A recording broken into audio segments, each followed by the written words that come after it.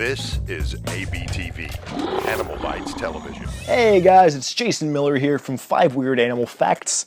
Today is going to be a bit different than my usual show. I'm going to give you an update on my animal room, show you what's new in my collection, and kind of update you on how much a lot of my stuff has grown, etc. Because if you follow me on Instagram, you'll know that I'm always getting new bugs and stuff like that because I have a problem.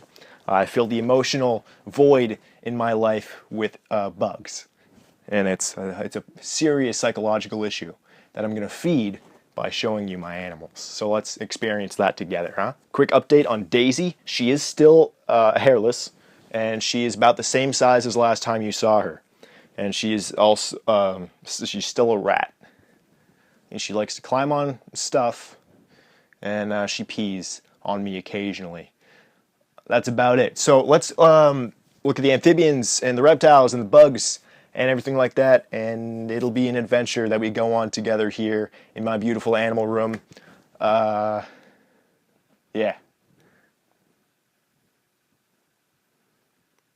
She peed on my couch. Alright, let's start this off with my buddy Cujo, the African bullfrog, also known as the pixie frog. Oh, he's gotten a little... There was no need for me to make that sound. He's not actually that heavy.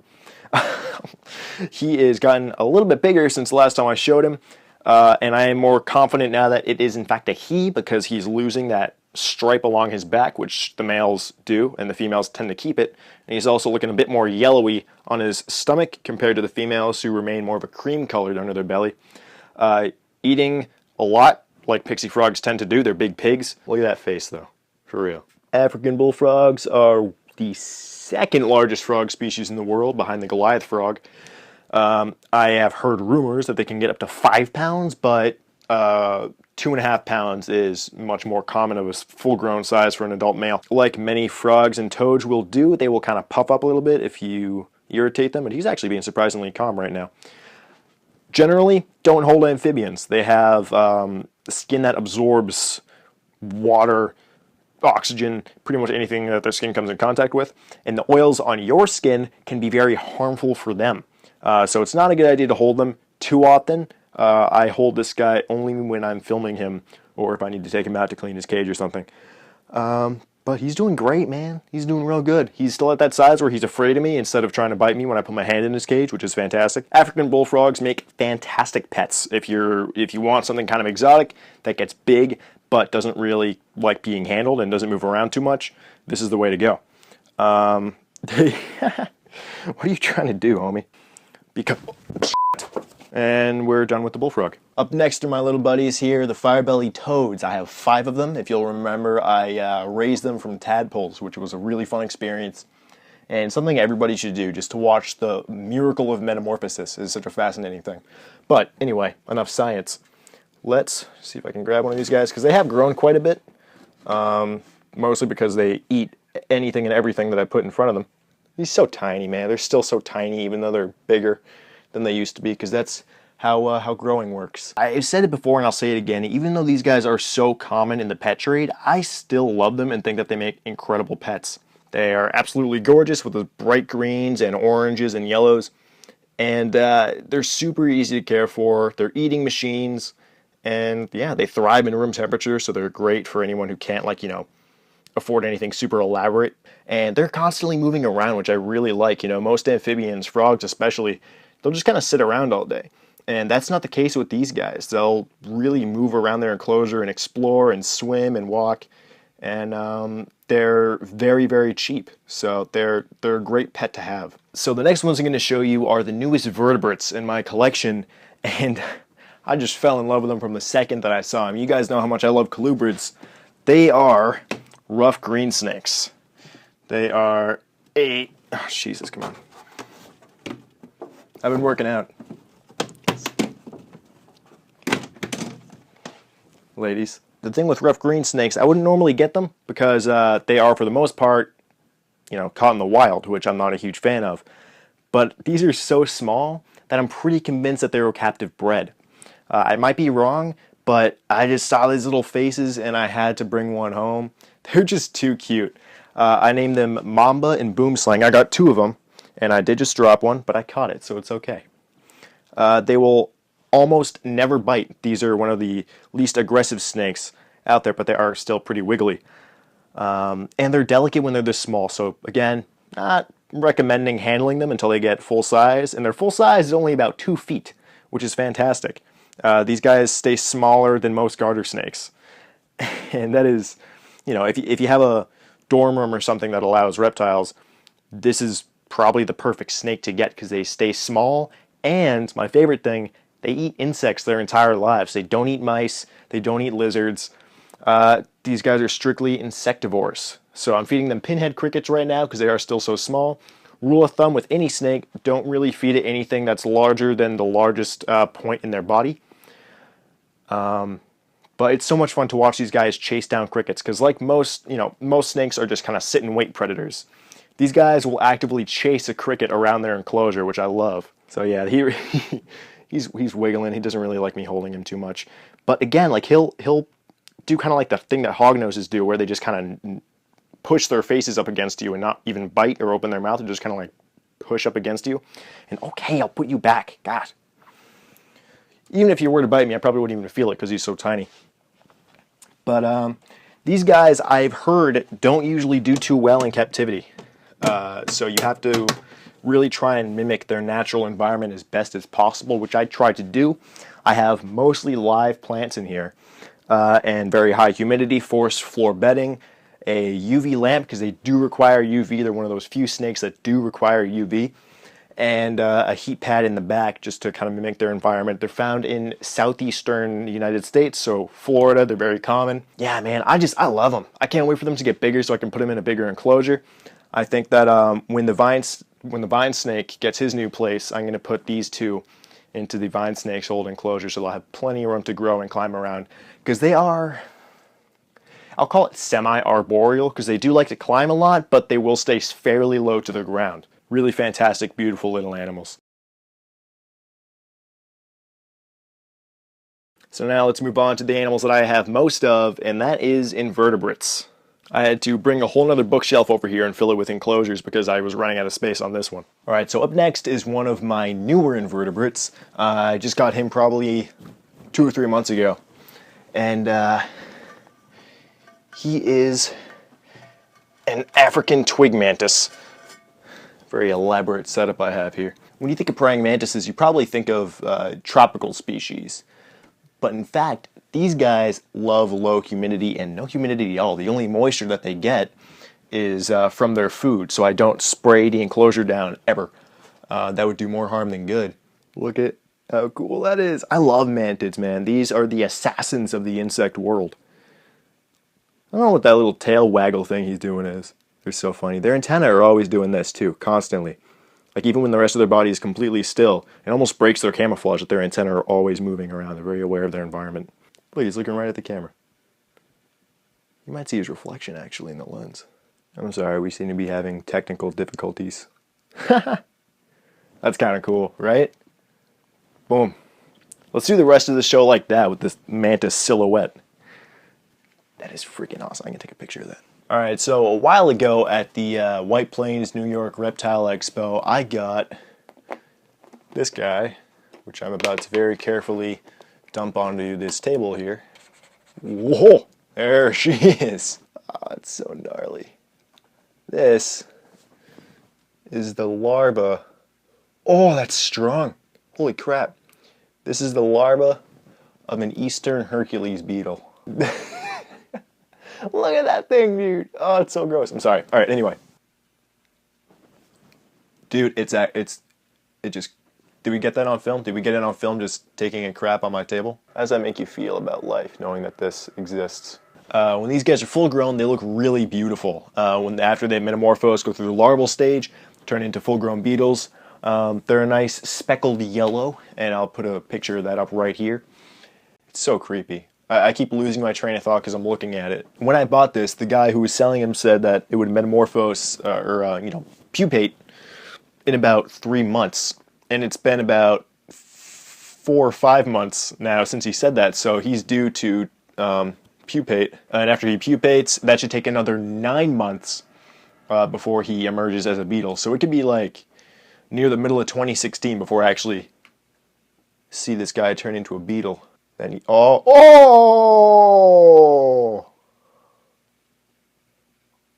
Let's think about the fact that this is the only show on the internet where you watch grubs poop onto a table. Oh, okay.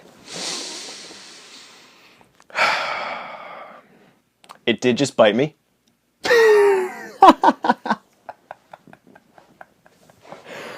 Oh, man. Ow. I'm off my game now. This thing threw me off. The second I dumped it on the table, this video was turned bad. That actually really hurt. Come here. It just projectile pooped at. I'm done. I'm putting this thing away. It just shot poop at me, and it bit me. I'm done. Next up is an animal that I'm definitely going to try my best not to be bitten by, because it could hurt way more than that stupid f***ing grub would. There's an art to picking up centipedes that I have down to a science, as you can see. Whoa, there we go. Alright guys, this is what I believe to be Scolopendra Haros, one of the largest species of centipede out there, native to southern United States. When he's full grown, he's going to have pretty much a dark blue body and a bright red head. Please don't fall, please don't fall, please don't fall, please don't fall. Look at that. Beautiful. Carnivore, like all centipedes are. What's really interesting about centipedes is they're the only animal that have modified front legs to inject venom. Those mouth parts that you see are actually front legs that have been modified over time. And I'm not sure, again, if it is in fact Scolopendra Haros, the red-headed centipede, because a lot of Scolopendra species look very, very similar when they're younger. People have told me it might be something different, but I'm not entirely sure. I hope it's a Scolopendra Haros because they're beautiful when they're full grown. I'll put a picture of one right here. Alright guys, so next up I'm going to show you my giant cave cockroach. Look at how cool that is, man. That is massive. This is the largest species of cockroach out there. I don't know if it's the largest out there, but it's definitely the largest that you can find in captivity. Cockroaches are incredibly low maintenance depending on the species. But for this guy, all my roaches actually, I mix up crushed up dog food, fish food, and Pangea fruit mix for the day gecko. And I mix those three things up, and that gives them all the nutrition that they need. There's this stigma against cockroaches, which I find pretty unfair, is that they will infest your home and eat everything you care about. And that's only true for like 3 or 4 species in the world. The ones that you find infesting your home are not this. They're not the dubia roaches that I keep. I have a breeding colony in this tub here to feed my animals. I have like 5 orange-head cockroaches for pets, and I have this, obviously, this big guy here. And they're all tropical species, so they need temperatures of above 85 to 90 degrees in order to even grow and breed. And those 3 species that I have also can't climb smooth surfaces.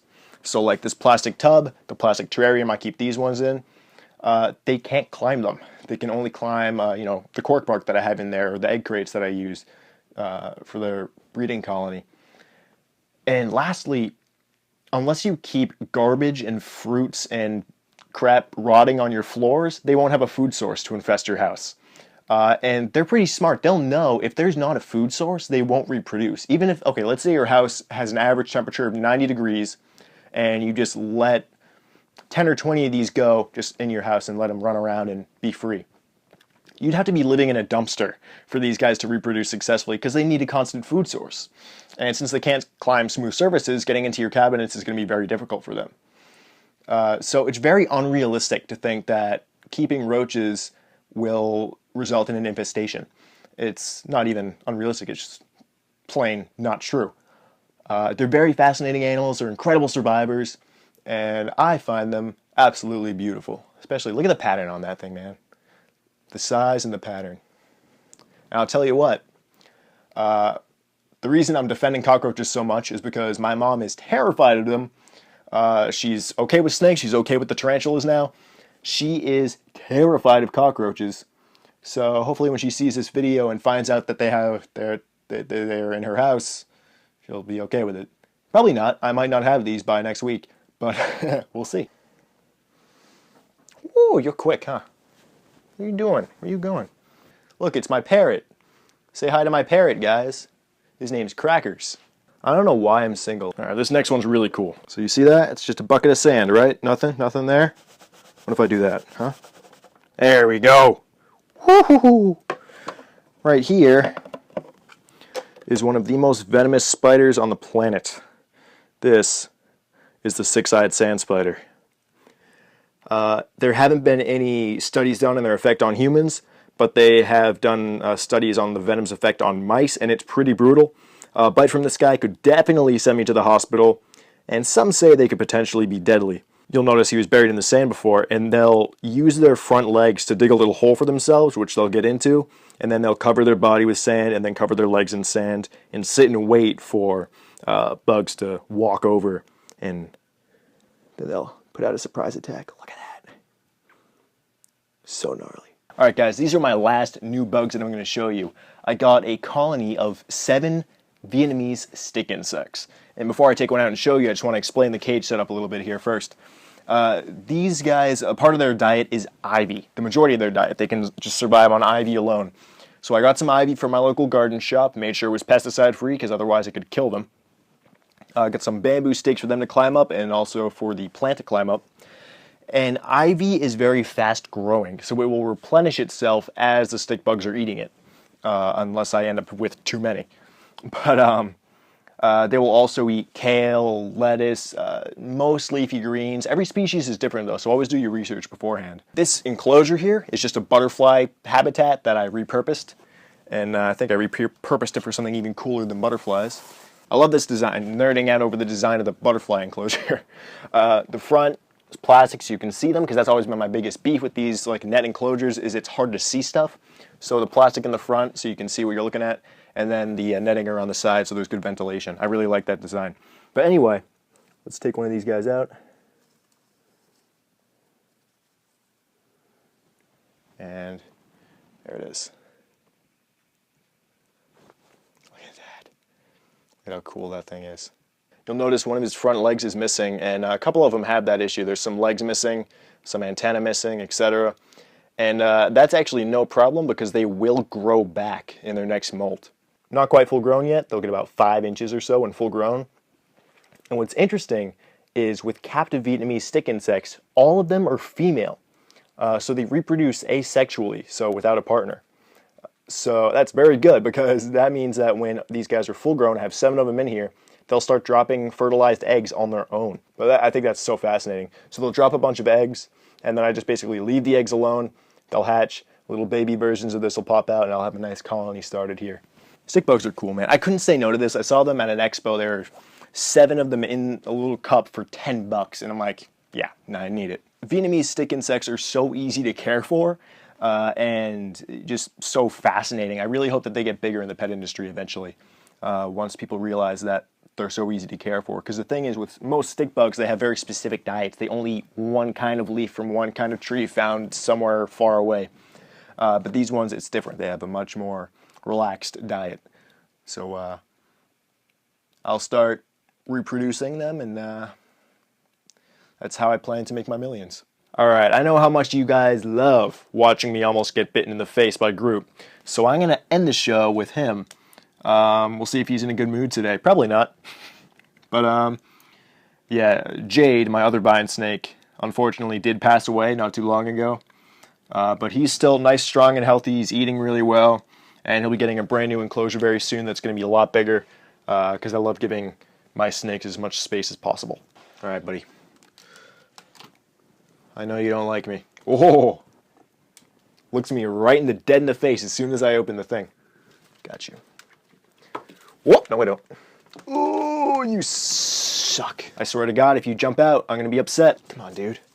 Work with me here. Yeah, okay. There we go. There we go.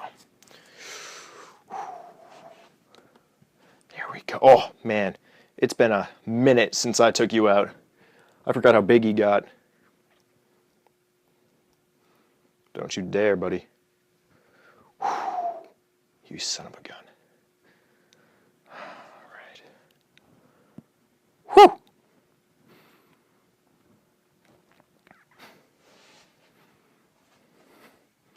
Who's a pretty boy? Just making sure he is not, because he's planning stuff, man. He thinks, he's got a brain, he thinks about things. Here, I'm gonna relax just a little bit, but not too much, because when I relax too much, that's when he darts. He's actually calmed down quite a bit. He still has that tongue out though, and that is the telltale sign that he's unhappy. But he stopped puffing up. I'm trying to decide whether or not I should take the hook away, because he's done this before where like he's calmed down, then I put the hook away, and then he strikes. So I'm not sure if I trust him quite enough to put the hook down.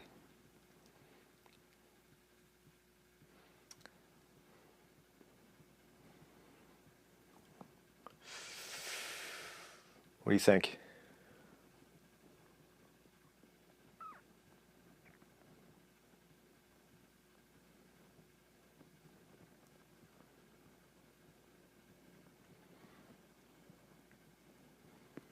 Just move very, very slowly. If you move too quick, they get nervous. Calm down, buddy.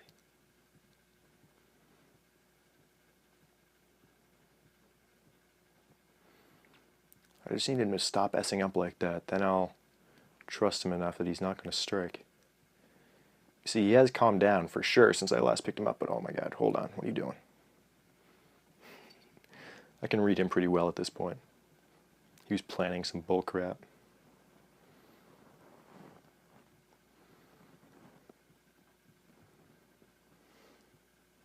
These guys have so much personality. How can you not love? I don't care how you... I've said this before and I'm going to say it again. I don't care how much you hate snakes. You can't look at this and not see an absolutely beautiful animal. I am now within strike range, and he noticed. Did you see that? As soon as I came close enough, he knew. All right, you want to see me take the hook away? I'll take the hook away. No, I won't. No, I won't. No, I won't. Look at him. He's waiting. He can feel me easing up. God, you're so cool, man. I love this snake so much. And the thing with like most colubrids, you could get away with not using the hook and just control them by tailing them. If they're super aggressive, you wouldn't really have to. Oh shoot, hold on. But yeah, no, these guys can climb over their own bodies.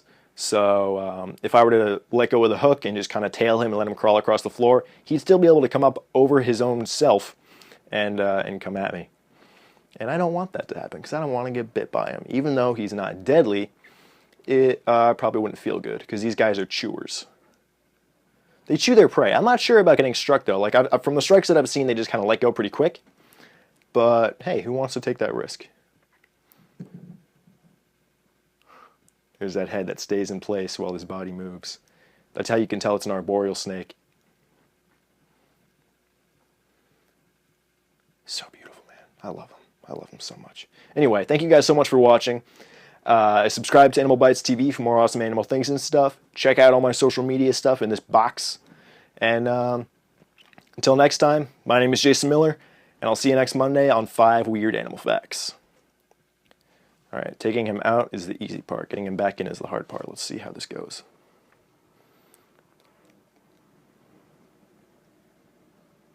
Come on, dude. Come on.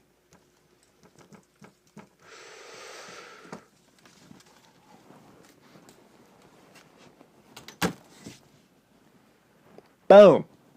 That was so lame. My name is Brian Barczyk. I've been working with exotic animals for over 25 years. I'm no zoologist, just a guy with a passion for animals. And that passion often takes me on animal adventures around the world. This is ABTV.